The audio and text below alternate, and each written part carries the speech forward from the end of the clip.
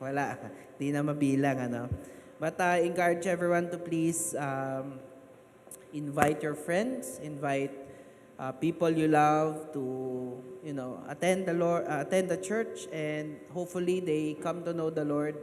Alam naman po natin yung biyaya po ng Panginoon pag sila po ay nakakakilala sa Panginoon. Can you turn to your neighbor sa katabi mo at sabihin mo na, you are special. Yan. You are special and God loves you. God loves you. Yan. So, praise God po at nabigyan ng huli tayo ng pagkakataon na tayo po ay makapagsama-sama at makapagpuri sa ating Panginoon.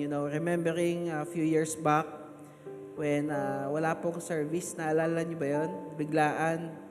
Biglang nagsabi na lockdown, bawal lumabas, bawal lang mag-gathering. Then from there, parang ano mangyayari sa ating church. But praise God, fast forward, here we are together again and serving the Lord.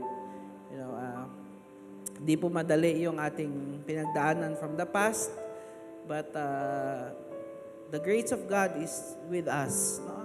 Sa atin po, Panginoon. Sabi nga po ni Pastor Rene, marami ho ang nagsarang mga churches. But marami din po ang nagbukas na mga churches. Hindi lang yung negative yung titignan natin. One of our friends in Cainta, when the lockdown started, nung na-lockdown sila, the owner of the building, dahil wala pong magawa invited his pastor friend and nag-Bible study sila. Alam niyo kung gaano katagal? 6 months. Araw-araw. Non-stop. Praise God, 6 months. Araw-araw, walang tigil. And, kung ano po yung naging fruit ng Bible study na yon, now they are already a church in Cainta. And they are worshiping the Lord and they are serving God. And yung may-ari ng building na yon, he also owned a resort. So sabi sa amin ni Apple, kung kailangan nyo ng water baptism, you are welcome in our place for free. Diba? Praise God. Nakita niyo yung bunga ng pandemya, hindi lang palaging negative, but nag-birth din ito ng something that will glorify the Lord. Amen? So, sabi ko kanina, sa katabi ninyo, sabihin niyo special. Why? Because you are really special. I'm not saying this because gusto ko lang sabihin na may masabi lang. Hindi po. Kasi gusto kong maitanim sa isip natin that we are really special. And this is the season that we're always reminded that someone from heaven, hindi lang from kung saan, but someone from heaven, the one who created the heavens and the earth, went down here on earth as a human, became a baby, and after years of existence here na nakisama sa atin, ay namatay sa krus para sa atin. Why? Because you are special. Dahil mahal tayo ng Panginoon. He willingly gave His life for us. Binigay niya po yung kanyang buhay. So this season, let us always be thankful. Buti nga sa atin, merong Christmas na pagpapaalala. Again, hindi naman tayo sumasabay doon sa hype na, Christmas ganito, but we are always be reminded that someone died on the cross for us. Amen po ba yan? Can we appreciate the Lord Jesus? Pwede po ba nating palakpakan ang ating Panginoon? Thank you, Lord. Hallelujah. You deserve all the honor and glory. Woo! Salamat po, Panginoong Jesus. And wag po kayo ma-pressure na makapagbigay ng, minsan kasi nape-pressure tayo sa Pasko, dapat ganito, dapat ganyan. Pero dapat naintindihan muna natin, na tayo ay yung very meaning ng Pasko, and that is Jesus. Although, napakasarap din hong maging blessing. Diba? Wag naman tayo magkuripot ngayong Pasko. Kumbaga, yung mga inaanak natin, baka kumakaway na, alam naman natin. Kaway-kaway na po. Pero maging pagpapala tayo. It doesn't matter kung yan ay malaki, maliit, as long as you've prayed about it, you can even write a note, a letter, no? Mas hindi tayo limitado sa value ng pera. You can have a prayer, you can pray for your inaanaks.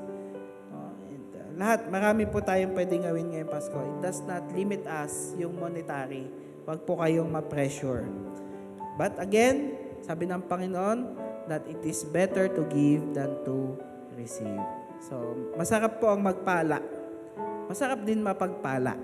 So, it's a life. Yun yung buhay po natin. And as a Christian, we ought to be a light into the world. Now, let me read from 1 Corinthians chapter 9, 25. Ito po yung ating pag-uusapan ngayon. And our series for this month is about finishing strong. No? Kasi itong buwan na ito ay katapusan na po ng 2023. But let me just read from 1 Corinthians chapter 9, verse 25. Ito ang sabi diyon. Sa Tagalog sabi diyan, lahat ng manlalarong nagsasanay ay may disiplina sa lahat ng bagay upang magkamit ng isang gantimpalang panandalian lamang. Ngunit ang gantimpalang hinahangad natin ay panghabang panahon. Sa English po, nilagay ko rin po dyan, all athletes are disciplined in their training. They do it to win a prize that will fade away, but we do it for an eternal prize. Nanyayahan ko po ang lahat na tayo po ay yumuko at manalangin muna tayo. Panginoon, salamat po sa aming binasa na talata. Lord, this reminds us that nothing in this world is ever forever, Panginoon. The things of this world will just fade away. Tulad po ng aming binasa. But our eyes are on the eternal prize. Yung mga mata po namin, yung mga vision po namin, yung gusto po namin, Panginoon, sa aming buhay ay ma-please po kayo, Lord. Maranasan po namin, Lord, yung pagpapala na nanggagaling sa inyo.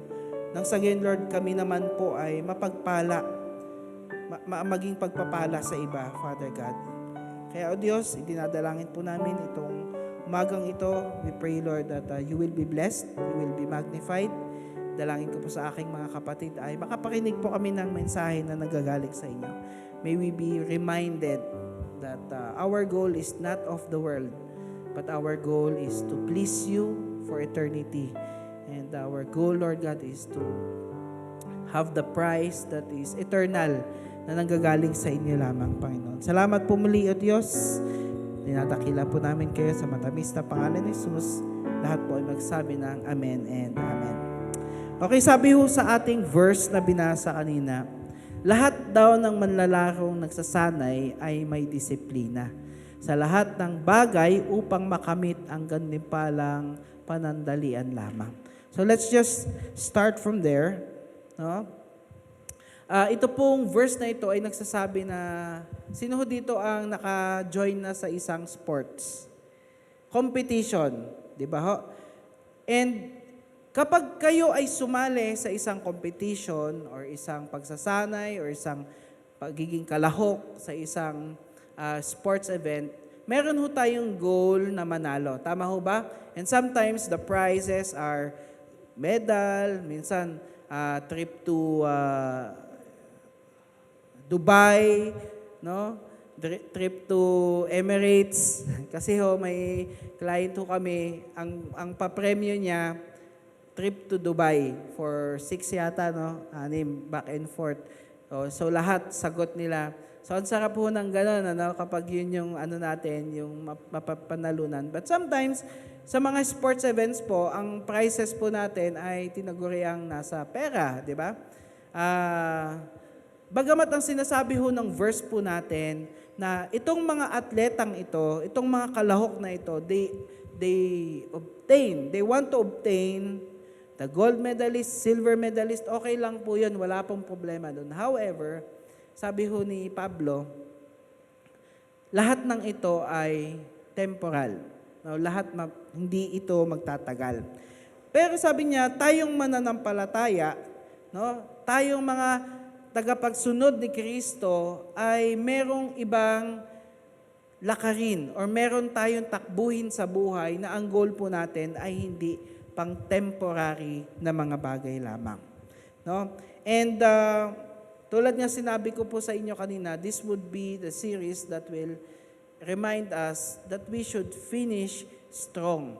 No? Tayo po ay magtatapos ng 2023 na kapag tinignan natin sarili natin for this year, ano po ba ang nangyari? If we are to assess ourselves for this year, 2023, ano ho ang nangyari? Ano yung mga nangyari? Ano yung mga nag-progress? Ano yung mga nag-level up sa atin?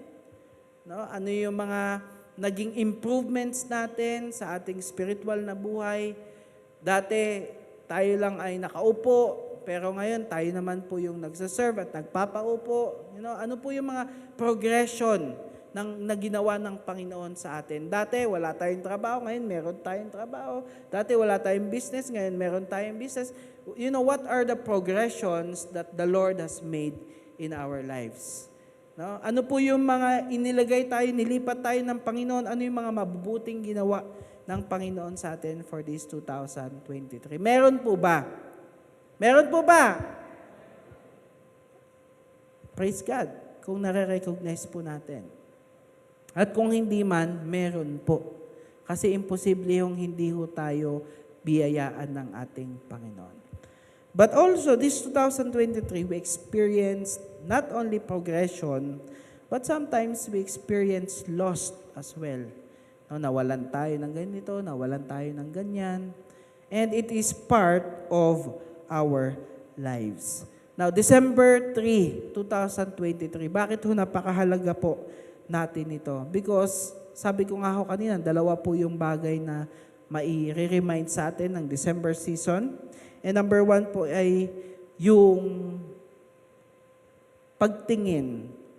Kasi hindi na ho natin mababalik yon yung 2023. But, I encourage everyone to, kung ano man po yung mga nakalipas, ano man po yung mga nakuha natin from 2023 na magaganda, i-carry over po natin or dalin po natin sa 2024. And those that does not help us, yung mga bagay na hindi po makatulong sa atin, ay maaari na po nating bitawan at iwanan po sa 2023. No? Kaya nga po, maganda na meron tayong palaging New Year kasi panibagong start. No, dati ang goal natin, pumayat, 2023. Pero tumaba naman tayo. Parang, lain ng tiyan ko. Pero sabi ko, Lord, ano nangyari? 2023, sarap kasi kumain.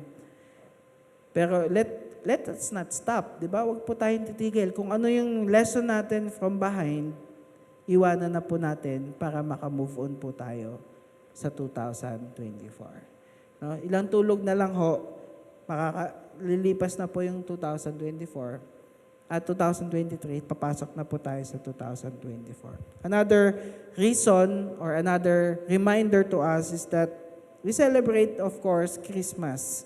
And usually dito po nagkakaroon ng reunion with the families, kainan, pero sabi nga po ni Paul, hindi temporary lang yung mga yon. So it is indeed an opportunity for us to share Jesus every time na may namimit tayong mga kamag-anakan, di ba? Yung mga uuwi ng probinsya, God will send you there to share who Jesus is. Ayaw po natin na maging temporary lang yung ating pag-uwi sa kanila. But sabi ko nga po kanina, itong transitional month ng 2023, it is a season of assessing. I-assess natin, Lord, ano ba nangyari sa buhay ko for this past year? Ano ba nangyayari sa akin? At ano po ba yung gagawin niyo po sa akin for this 2024? No? And sabi ho ng maraming tao, or sinasabi po ng mga tao, that this life is not just a race, but it is a marathon of life. Sino ho dito yung 70 years and up na? 70 years old and up. Tatay, kaya po? 70 years? Wala pa? Ikaw? 70 years? 70 years? 70? Kaya tataka ako baka nakapangasawa ako ng ng matanda na sa akin ng sobra-sobra. But, 70 years, God has been faithful kay tatay. And sa atin din. No? It does not stop. Hindi po natin mapipigilan yan. But we want to have a race. We have to have the perseverance na matapos po yung ating lakarin sa ating buhay. No? At ano ho ba ang pagkakaiba ng marathon sa race? No? Ano ho ba ang pagkakaiba ng marathon sa isang race? Sa research ko po, sabi dito, a marathon is a specific long distance running event of 26.2 miles. Yun daw po ang marathon, malayuan. Okay? And a race is generally a term for competition to see who is fastest. Okay, so ito pong buhay po natin, hindi po ito race. Hindi po ito paunahan na yumaman, paunahan na makapunta sa langit, o paunahan. Hindi po ito race. This is a marathon. Bakit to? Kasi mahaba po yung ating lakarin. Mahaba po yung ating tatakbuhin sa ating mga buhay. And I pray that yung pagtakbo natin iyon ay ma-please po natin ang ating Panginoon. No? We don't know what the future is. Hindi po natin masabi, di ba? May mga virus na naman na pumapasok. Hindi natin masabi, but I pray that each and every one of us can find the purpose, your purpose in life, so that you can run the course of God in your life. Now, sabi ho dito, isa pang definition ng marathon. Marathons are exclusively endurance events, emphasizing the stamina and persistence. No? On the other hand, races might prioritize other skills or attributes depending on their nature. So ano hong ibig sabihin po nito? Tayo po ay nasa marathon. And in order to win, in order to finish strong, para tayo po ay matapos natin yung binigay ng Diyos sa atin, na lakarin ng buhay, we have to have stamina and persistence. No? Para tayo po ay magwagi sa buhay po na ito. No? Babasahin po natin yung sulat ni Apostle Paul kay Timothy in 2 Timothy chapter 4 verse 7 to 8. Sabi dito, pinagbuti ko ang aking pakikipaglaban. Sabi ni Paul, natapos ko na ang dapat kong takbuhin at nanatili akong tapat sa pananampalataya. Kaya't naghihintay sa akin ang koronang gantimpala para sa mga namuhay ayon sa kalooban ng Diyos.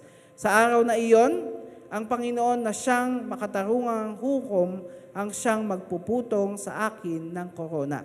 Hindi lamang sa akin, kung hindi sa lahat ng nananabik sa kanyang pagbabalik. So this is Paul writing, isinusulat ni Pablo kay Timoteo na natapos ko yung aking lakarin. No? Natapos ko yung aking purpose sa aking buhay. And this is our prayer. This is our topic for this month, that we have to finish the race that God has stored for us. Na talagang yun lalakarin natin, matatapos po natin ito ng may pagpupunyagi sa ating Panginoon. In English, sabi ni Paul, I have fought the good fight, I have finished the race, and I have remained faithful. Napakahalago yung remained faithful. Because at the end of times, katulad natin ngayon, sabi ho sa Biblia, that in the last days, the love of many will grow cold. Yung pananampalataya sa Diyos ay medyo hihina ng hihina. Bakit? Masisilaw sila sa mundo. Pero sabi ni Paul, I have remained faithful. And ganun din po yung goal po natin na, Lord, whatever happens, kahit anong mangyari, no? At kahit anong bumangga sa aking pananampalataya, I will still be faithful to you. Amen po ba? Wala pong bibitaw sa ating Panginoon. Wala pong lalayo sa ating Panginoon. We want to be faithful until the end. Sabi po ni Paul, and now the prize awaits me, the crown of righteousness, which the Lord, the righteous judge, will give me on that day of His return. And the prize is not just for me, but for all who eagerly look forward for His appearing. Now, Pastor, akala ko ba marathon yung ating tinatakbo, hindi race? Now, tinignan ko po sa original language po yung race. Ang ibig sabihin po niyan, ang original term po dyan na ginamit ay dromos. D-R-O-M-O-S, dromos. Ang ibig sabihin po, course. Yung korso, yung course. And makita ho natin sa buhay po ni Apostle Paul, ay itinakbo niya yung kanyang buhay. Kahit marami po siyang pinagdaanan, ay nanatili po siyang faithful sa ating Panginoon. And bilang mga Kristiyano, kung si Apostle nga po ay maraming pinagdaanan, tayo din po ay meron din pong pagdadaanan. But, ang pinakamahalaga is that we hold on to the Lord. No? Kahit na nagkabalingkong-balingkong yung past natin, it doesn't matter. As long as we look unto Jesus, we will finish our race. Let's read from Acts chapter 20, verse 24. Sabi dito, "But none of these things move me, nor do I count my life dear to myself, so that I may finish my course." Yan yung sinasabi ko. "With joy in the ministry which I received from the Lord to testify to the gospel of the grace of God." Now, sabi ni Paul, it doesn't matter kung ano yung nakalipas ko, it doesn't matter. But one thing, no, isa lang yung alam ko na, sabi ho niya dyan, none of these things, yung mga pinagdaanan niya. Sino na ho dito na shipwreck? Sino na ho dito nag-suffer because of Christ? Sabi niya, baliwala yung mga bagay na yon. Ang alam ko lang, I have to finish my race. Sabi niya, natapos ko yung aking lakarin ng may kagalakan sa ating buhay. Matanong ko lamang po, sino po dito ang may joy of the Lord? Nagagalak sa ating Panginoon. Tingin nga, ngiti nga kayo. You know, it is very, very important that we have the joy of the Lord in our hearts. Because if we don't have the joy of the Lord, mawawalan tayo ng gana. No? Mawawalan tayo ng gana mag-church, mawawalan tayo mag-gana na magbasa ng Bible, mawalan tayo ng gana makipag-usap sa ibang mananampalataya para tayo ma-encourage, you know. So we have to have the joy of the Lord in our hearts. Na tayo laging nagagalak. Di ba? Masarap po kasama yung mga taong laging masayahin. Tama, mali? Masarap po kasama. And they encourages us, na-encourage po tayo kapag laging may joy of the Lord. And we have to have the joy of the Lord, of course, that comes from Him alone. Sabi niya dito, "In the ministry which I received from the Lord Jesus, to testify the gospel of the grace of God." Mas maganda ho sa Tagalog. "Subalit walang halaga sa akin ang aking buhay, mag-awa ko lamang ang aking tungkulin at matapos ang gawaing tinanggap ko mula sa Panginoon, ang pagpapahayag ng magandang balita tungkol sa kagandahang loob ng Diyos para sa tao." You know? Paul knew in his heart, in his life, na meron siyang lakarin. Tayo, alam po ba natin na meron tayong lakarin? 2023, what happened to us? Ano yung mga good things? Ano yung direction po natin ngayong 2024? Napakahirap po na walang direction ng isang tao. That's why we have to pray and ask the Lord, "Lord, what is your direction in my life?" So that yun po yung ating lalakaran. We want to finish the race that God has set before us. Amen po ba doon? The title of our topic for today is to finishing strong. Matapos po natin ng malakas. Matapos po natin ng maayos ang ibinigay po sa atin ng ating Panginoon. Let's read one of our key verse for this morning. Sabi ho dito, in 1 Corinto chapter 9 verse 25, "Lahat ng manlalarong magsasanay ay may disiplina sa lahat ng bagay upang magkamit ng isang gantimpalang panandalian lamang." Sabi ko nga po sa inyo, kung meron man pong magkukot ng attention dyan sa binasa po natin, ito po yung pagpapagal ng isang atleta sa isang bagay na nawawala. Sino na ho nakatanggap ng medal? Medal. Medal of Honor. Ayan, medal. Medal sa school, medal sa work, kung ano man yung binigay sa atin. And sometimes, kung ito po iningatan natin, pa-frame natin, nandun pa. Tama ba yung medal ng mga anak natin, nung sila ay nag-top, ganito, ganyan. Minsan nakasabit po sa ating mga salas. Pero yung iba naman ho, nawala na. Di ba? Nawala na, nag-fade na, hindi na natin makita. And yan ho yung sinasabi ng ating apostol, Pablo, na may mga bagay sa mundong ito na pinagpapaguran, hinahabol-habol ng mga tao, pero at the end of the day, mawawala din pala. No? Meron ho akong kausap na isang pastor, and napakayaman po na itong pastor na to. Sabi niya sa akin, nakikita mo yung mga business na yan. Kasi ho, nandun ho kami sa isang business area, at sabi niya sa akin, yung mga store na yan, yung mga business na yan, ang laki ng kinikita ng mga yan. Kaya lang alam mo kung ano yung nakakalungkot sa kanila. Sabi niya, ang nakakalungkot sa kanila, 24/7 sila, 7 days a week sila nagtatrabaho, ang dami nilang pera, but at the end of the day, hanggang dun lang yun. No?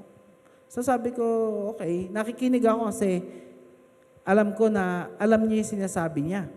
Kasi he knows the value of money, and dadating yung pagkakataon talaga na mawawala.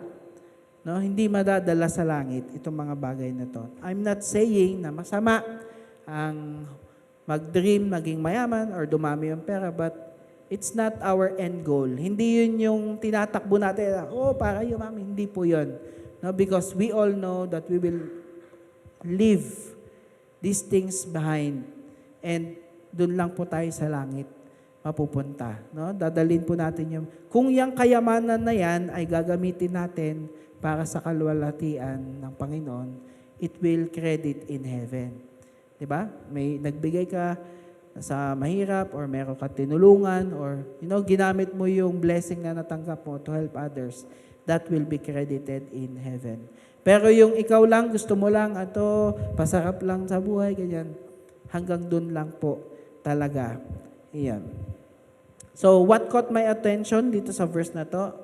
Yung isang gantimpalang panandalian lamang. Because we want to run this marathon of life having a vision from the Lord.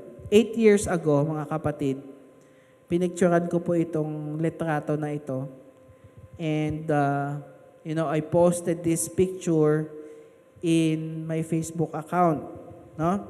So, nasa picture ko po ay si Zion. And maliit pa ho siya. 8 years ago. Hindi pa ho siya makulit. At so baby pa siya. And sa harap po niya ay isang piano. Ano ho yung story nito? 8 years ago, we watched a piano recital conducted by a high-level pianist. Ito pong kasama niya, high-level pianist. Yan po ay pinag-aral po ng ambassador po ng Italy. Napakagaling po niya, and very high level po siya, and is very close to us. So after po nung kanyang recital,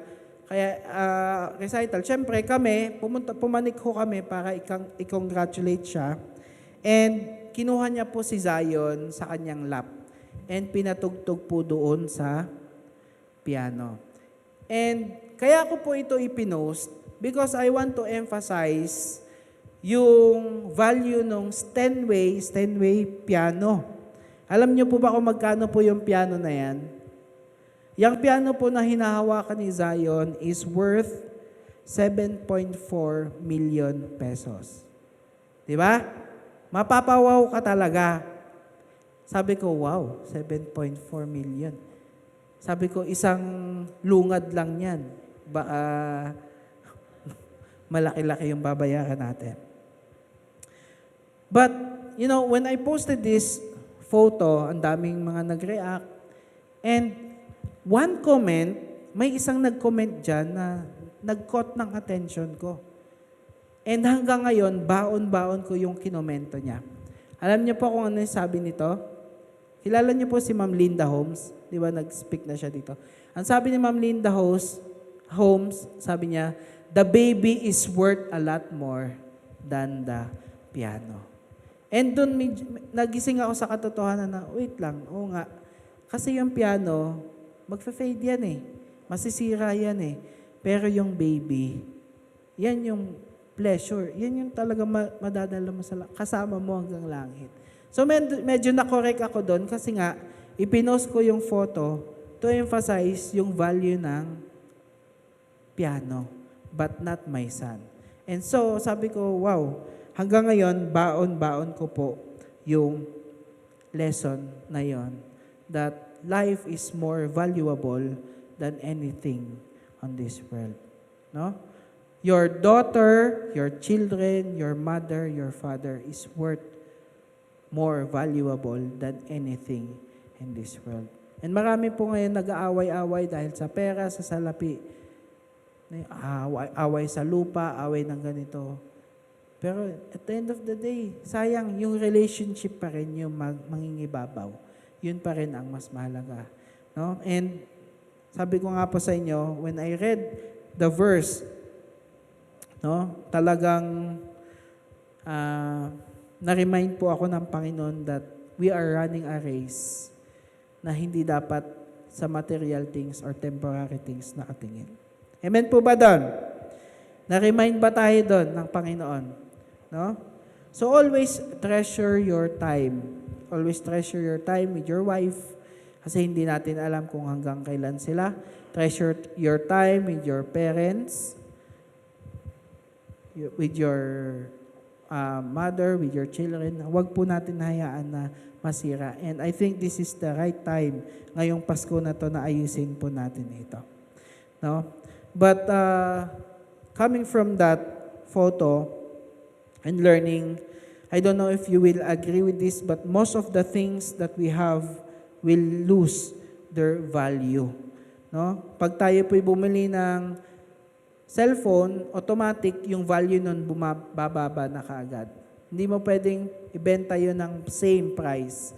Bababa na kaagad yung value nito. And this is really my point that at the end of our life, when we look back, no, kung ano po yung mga na-accomplish natin, whether good ones or not good ones, ano po yung mareretain at madadala po natin sa langit.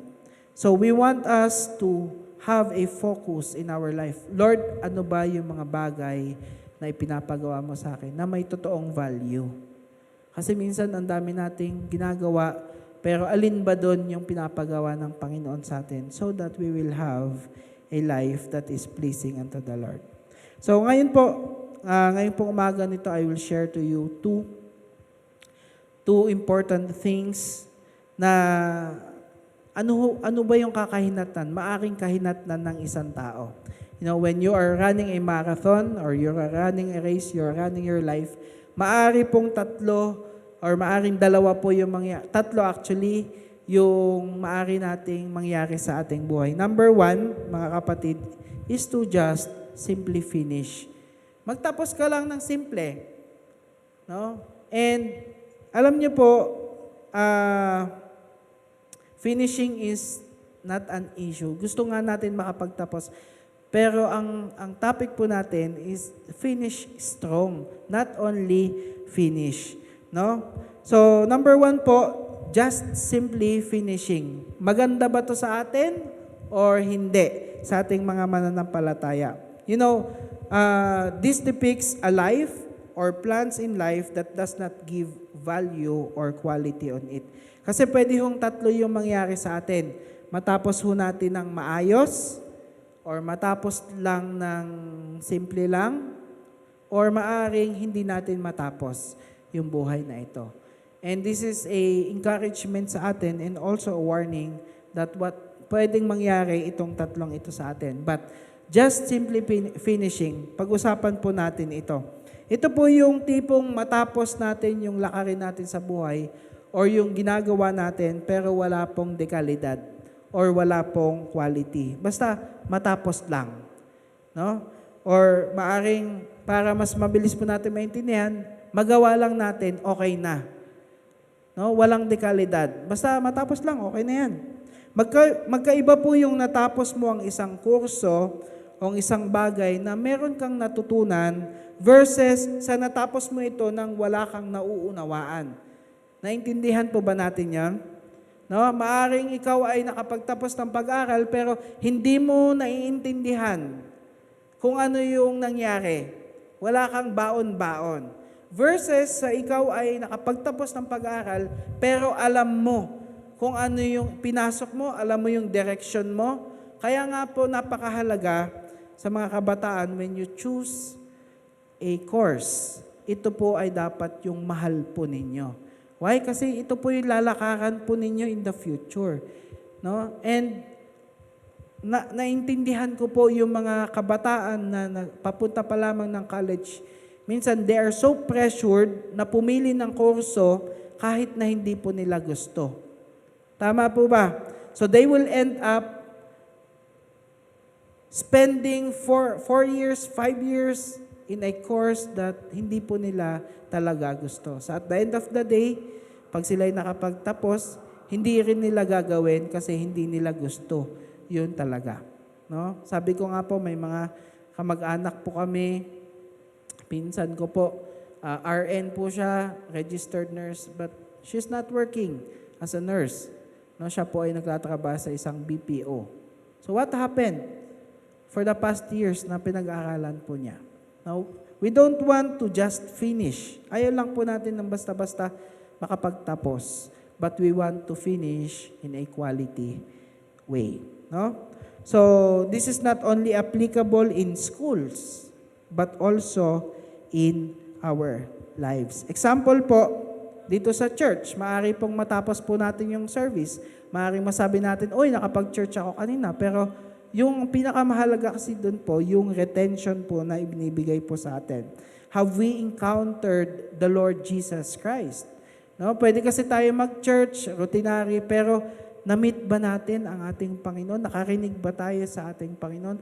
Have we read our Bibles? Pwede natin basahin yung Bible reading natin.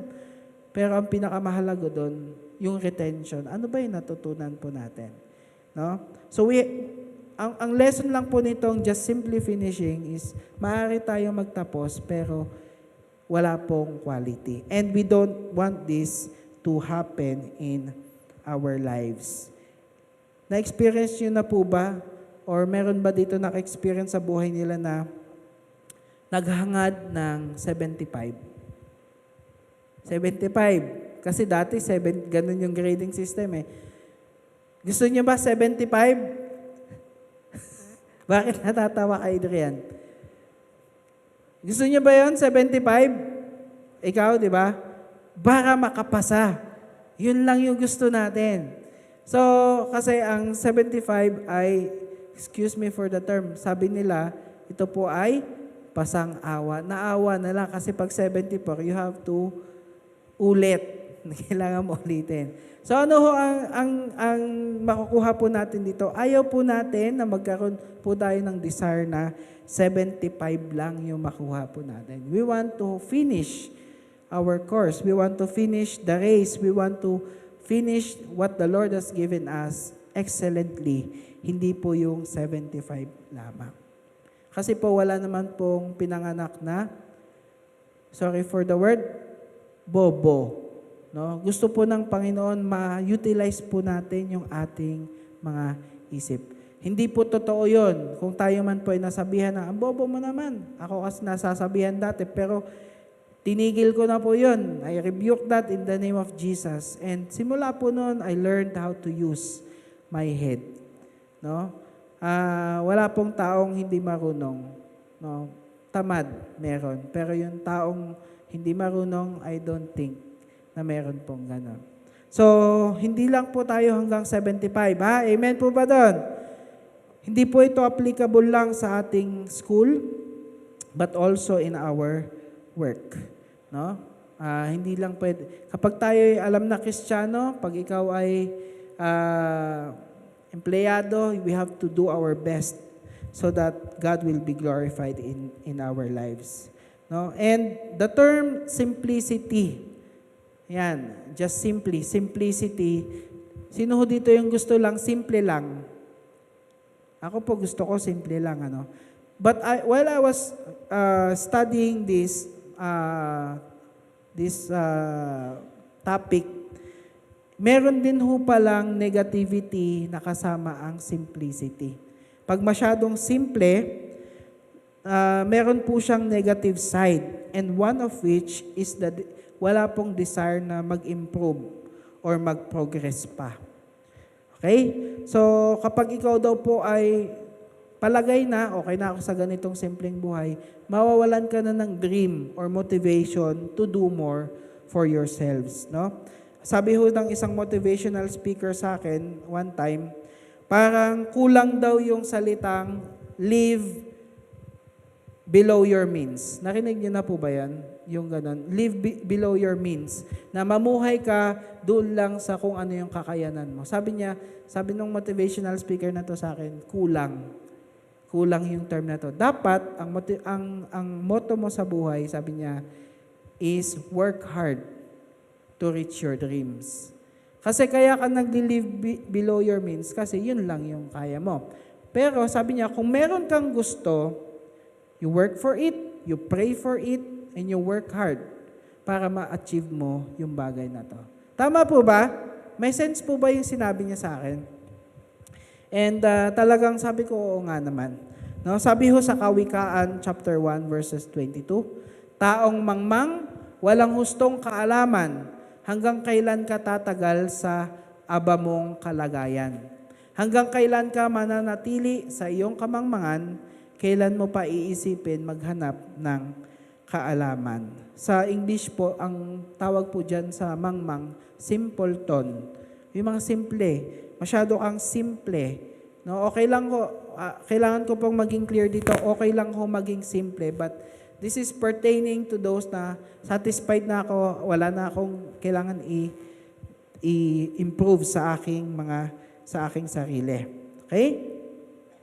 So, sabi ho dun sa book na binabasa ko, or nabasa ko pong book, sabi doon, in this generation, sa panahon daw po natin ngayon, ignorance is a choice.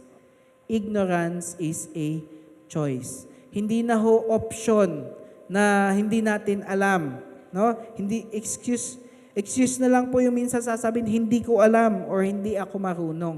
Sa panahon po ngayon, kung gusto mo nang matuto ng isang bagay, nandyan po yung information, nandyan po yung YouTube, no? Andyan yung YouTube, andyan yung Google, mag-research ka kung gusto mo matuto sa isang bagay.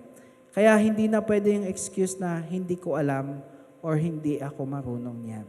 Because, sabi ko nga po, in this generation, ignorance is a choice. Usapang spiritual, ganun din po. Nandyan yung ating mga Bible, at dito yung ating mga Word of God. Pwede ho tayo magbasa. So, hindi ho natin pwede sabihin na hindi ko alam at hindi ako marunong. Because God is there, of course, to help us, to give us knowledge, wisdom, and understanding for us to finish the race that He set before us. No?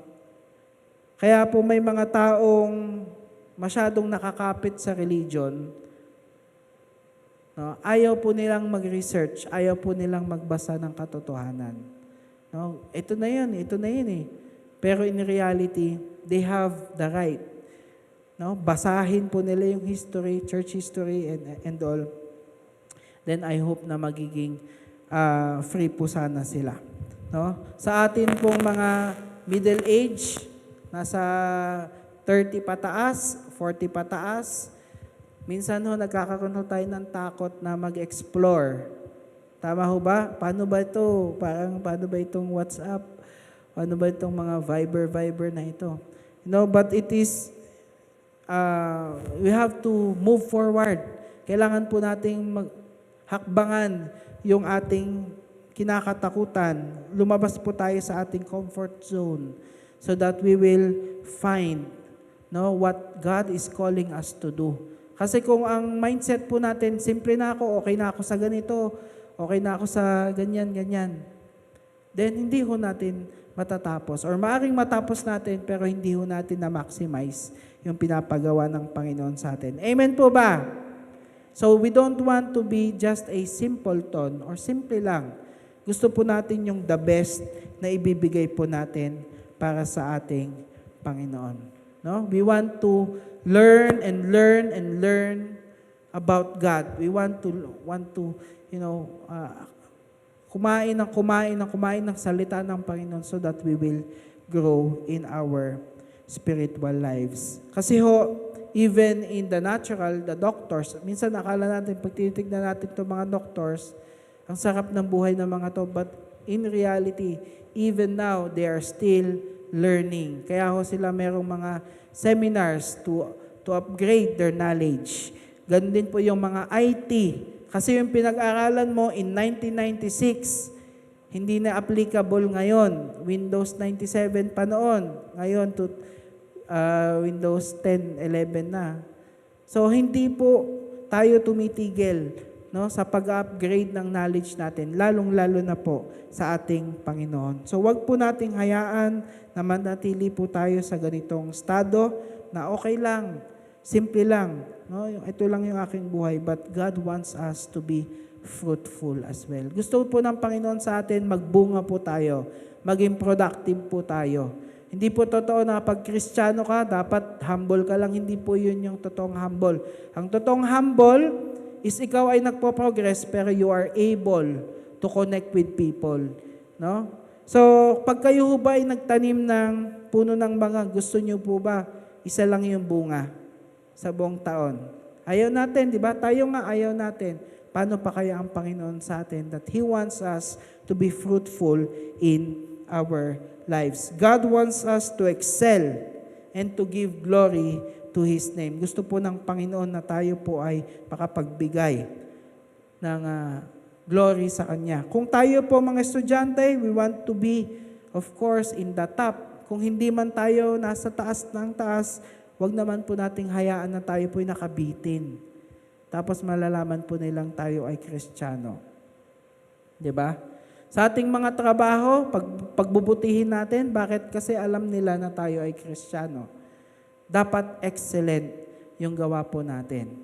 No? Kaya sa amin, sa trabaho po namin ni Apple, sa photography, sa 2,000 shot ko per event, ang ilalabas ko lang doon, 300 to 500. Bakit? Tatanggalin ko yung pangit. Tatanggalin ko yung excess kasi gusto ko ang makita ng client yung the best of the best. No, ganun din po sa atin. No, alisin po natin yung mga hindi magaganda and we want to excel our efforts to the Lord. No, kung kayo po ay empleyado, kahit na kayo po ay nasa field po ng janitor, janitress, be the best janitor, be the best janitress. Para sa Panginoon po yan. No, ang mindset po natin is that we are not working for men, but we are working for the Lord. Colossians chapter 3, verse 23, anuman ang inyong, basahin nga po natin, 1, 2, 3, go! Anuman ang inyong ginagawa, gawin ninyo ng buong puso na para sa Panginoon. Kayo naglilingkod at hindi sa mga tao. Napakagandang verse. Please, save po natin ito. Kaya kapag nagtatrabaho tayo sa tao, we are doing it for the Lord. No? And this will give us motivation to continue and finish the work that the Lord has given us. No? And ayaw po natin na matapos lang po natin yung race na to ng basta-basta. Amen po ba? Pangalawa po, mga kapatid, na maaring mangyari sa isang tao na tumatakbo sa buhay na ito ay hindi makapagtapos. No, not finishing at all. Yung isa, natapos nga, pero kulang sa quality. Pero ito naman, we want to finish, ito naman, not finishing at all. Hindi po siya makapagtapos. Okay? Ito po yung pinakaayaw po natin mangyari sa atin, mga kapatid. For sure, hindi naman tayo papasok sa isang bagay na hindi po natin gusto tapusin. Tama ba? Bakit mo gagawin ang isang bagay kung wala kang plano tapusin ito? So, hindi po ito pinagpaplanuhan. You will not start a movie, hindi ka manonood ng isang movie na sasabihin mo sa sarili mo, pag kalagitnaan, bago mag-climax, tatapusin ko na to. Hindi. You will start a movie because you want to finish it. You will start a course because you want to finish it. You will start your faith in Jesus because you want to finish it. No? So, hindi tayo papasok sa sports competition, tapos sasabihin natin, pagkalagitnaan na, magkukwit ako. Hindi po natin pinagpaplanuhan yan. Surely, hindi po pinag-usapan ni Daniel at ni Catherine na sa 11 years na tayo, tatapusin na natin to. Tama ba? So, hindi po nila pinagplanuhan ito. And we don't want this to happen sa atin na hindi po natin matapos. No? Kung sila Katniel ay natapos, wag po nating hayaan na sa atin ay matapos po yung lakarin po natin sa ating Panginoon. Okay? Wala pong plano na ganun, but still, sila po ay natapos. No? Sabi ho sa Mangangaral, chapter 7, basahin po natin ng sabay-sabay, 1, 2, 3, go! Ang wakas ng isang bagay ay mas mainam kaysa pasimula. Ang pagtsatsaga ay mabuti kaysa kapalaluan. Okay? Sabi doon, ang wakas ng isang bagay ay mas mainam kaysa sa pasimula. No? How we end is more important than how we started. Now, tinitignan ho natin kung paano ho tayo magwawakas. Tama po ba? It doesn't matter kung tayo po ay nagsimula ng bebengkong-bengkong or pangit yung past po natin or hindi maganda yung previous relationship natin or wala naman hong pumasok sa isang Kristiyano, pagiging Christian or sumunod kay Jesus na perfect na. Lahat po tayo, meron po tayong sira. Sira, may hinanakit, lahat po eh. But ang pinakamahalaga po dito is that we start with the Lord and how we end with the Lord. Kasi may mga kakilala ko kami, they started with the Lord, okay na okay, mainit sa Panginoon, pero at the end, kalagitnaan ng kanilang walk with the Lord, hindi na po sila sumamba. Hindi na po sila nagkaroon ng pananampalataya kay Jesus. And that is very, very sad. Regardless sa atin po, regardless of our past, kung paano man po tayo nagsimula, make sure that we will finish the race that the Lord has given us. Amen po ba doon? Kahit na may pagsubok, tumatakbo tayo sa Panginoon kahit may pagsubok, wag na wag po tayong bibitaw sa ating Panginoon. I don't know if you still remember, but I already shared this to you. Yung a man named Mariano. Naalala niyo pa si Mariano? Hindi na? Okay, baka maalala niyo po pag kinuwento ko po ulit. No? Si Mariano po ay isang trabahador sa isang butika. No? Si Mariano. And Mariano did not finish his studies because of their status in life. Sila po ay mahirap lang naman during those time. And si Mariano po ay nagtatrabaho po sa isang butika noong kapanahunan po nila. And in 1945, there was a war between US and Japanese. And nadamay po sila. No? And nawalan po siya ng trabaho.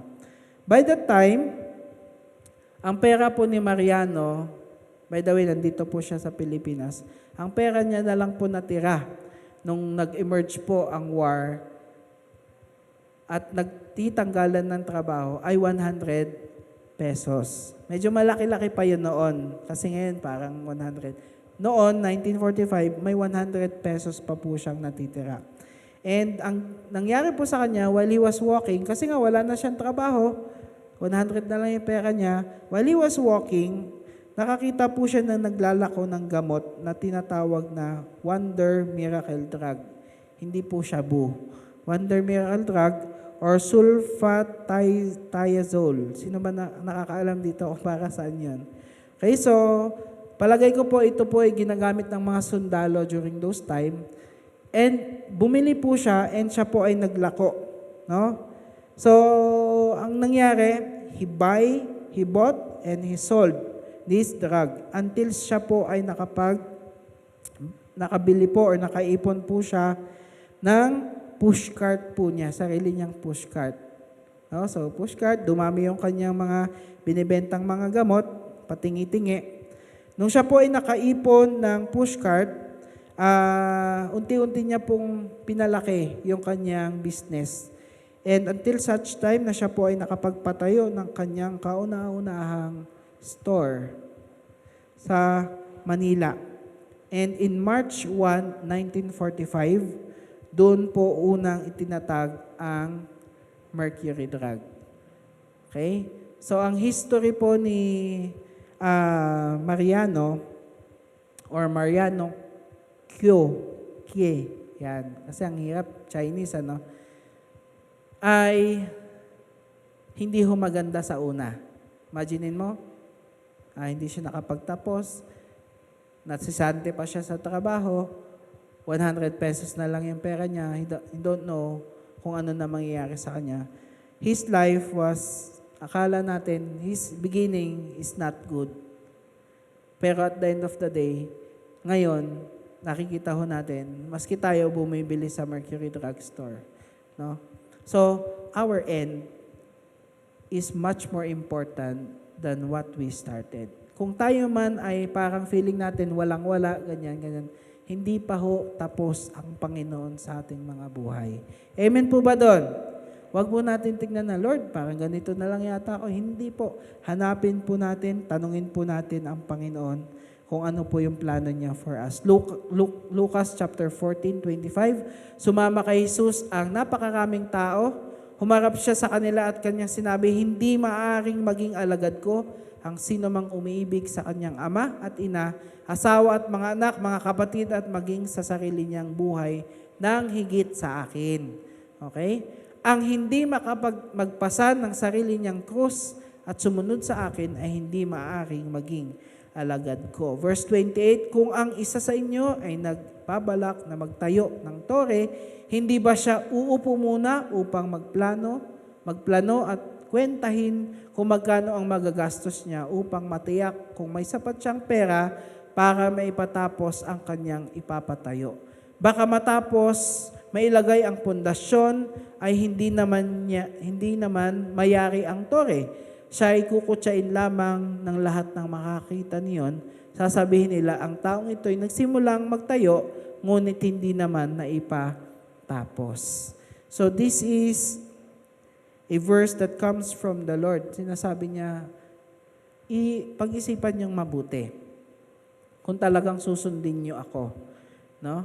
Tayo po, bilang mga mananampalataya, hanggang saan kaya tayo susunod sa ating Panginoon? No, baka umulan lang, medyo ayaw na nating, sumunod sa Panginoon. No? Let's have a heart check sa ating Panginoon. No? We want to finish the race that God has set before us. Ayaw po natin na konting masagi lang tayo, quit na agad. Hindi po. Gusto po natin na meron po tayong pananampalataya sa ating Panginoong Jesus. Now, an example of this is King Saul, yung ama po ni David. Siya po ay tinawag po ng ating Panginoon to lead and to be the first king of Israel. He began as a humble farmer's son. Saul had a great beginning as a king. Talagang ginagamit siya ng Panginoon, having many victories. Yet, during his reign, nung siya po ay namumuno, he disobeyed the commandments of the Lord. And the Lord decided to replace him. Pinalitan po siya ng ating Panginoon. David was the next king. But ano pong ginawa ni Saul?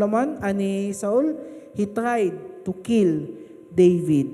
No? His heart was backslidden, and then one day, he committed suicide. A humble man, anointed, and he was greatly used by God until he became independent, proud, and jealous. He started his race well, but ended up in disaster. So ayaw po natin mangyari yun, kapatid, na okay tayo sa una, pero at the end of the day, bibitaw tayo. Hindi po yun ang way ng ating Panginoon sa atin. Amen po ba?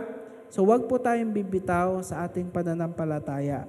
sa ating Panginoong Jesus. Philippians chapter 1 verse 6, and this will be my last verse for today. Next week po, itutuloy po natin ito. It's about finishing strong. Philippians chapter 1 verse 6, sabi dito, and I am certain that God who began the good work within you will continue His work until it is finally finished on the day when Christ Jesus returns. Ano po ibig sabihin dito? Sabi ho ni Pablo na tatapusin daw po ng Panginoon ang sinimulan po niya sa ating mga buhay. No? So, God will finish what He started in our lives. So, wag po natin isipin na, Lord, parang wala na yata akong direction. Hindi po. Magkaroon po tayo ng pananampalataya sa ating Panginoong Hesus that He will finish what He started in us. Amen po ba? Amen po ba? At ang kailangan po natin ngayon, mga kapatid, ay talagang panghawakan po kung ano po yung promise po ng ating Panginoon sa atin. Number 1 po, we don't want just to finish just a simple tone, simple lang, matapos lang, sige, bara-bara, basta. Ayaw po natin yan.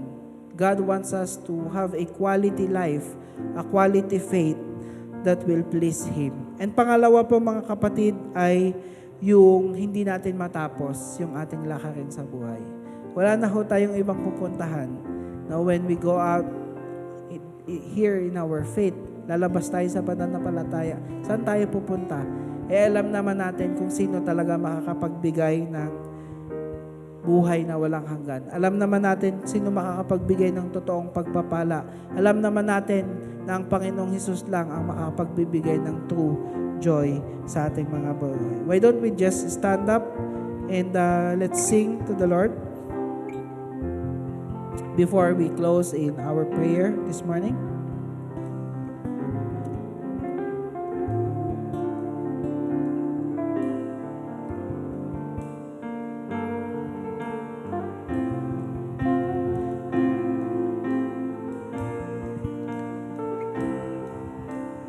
Sing to the Lord. Your eyes is on the sparrow, and your hands it comforts me to the ends of the earth, to the depths of my heart. Let your mercy and strength be seen. You call me Yes, to Lord. your purpose. Thank you, Jesus. As angels understand, for your glory may you draw men as your love and grace demands, and I will run to your words of truth, not by might, not by power, but by the Spirit of God. Yes, I will run the race till I see your face. Oh, let me live in the glory of your grace.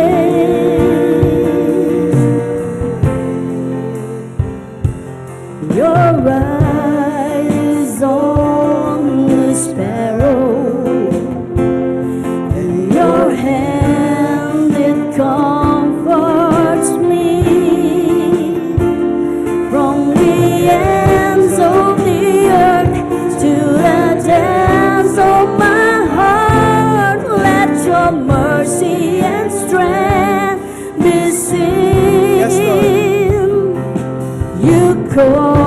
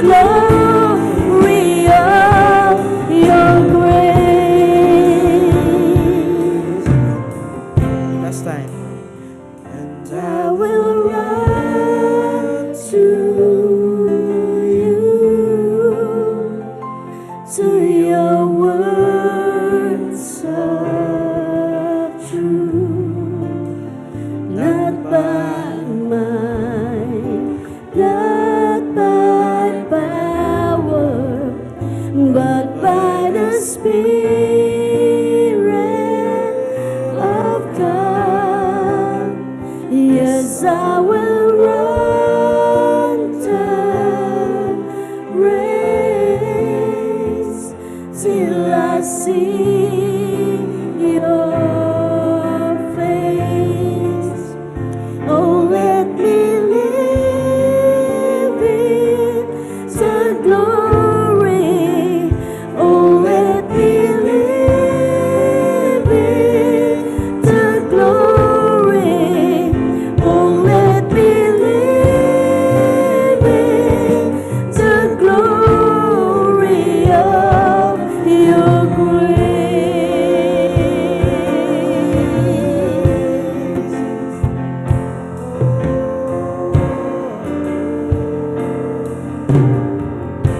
Lord, we just want to offer you this heart that we have, Panginoon, yung aming mga puso, Panginoon.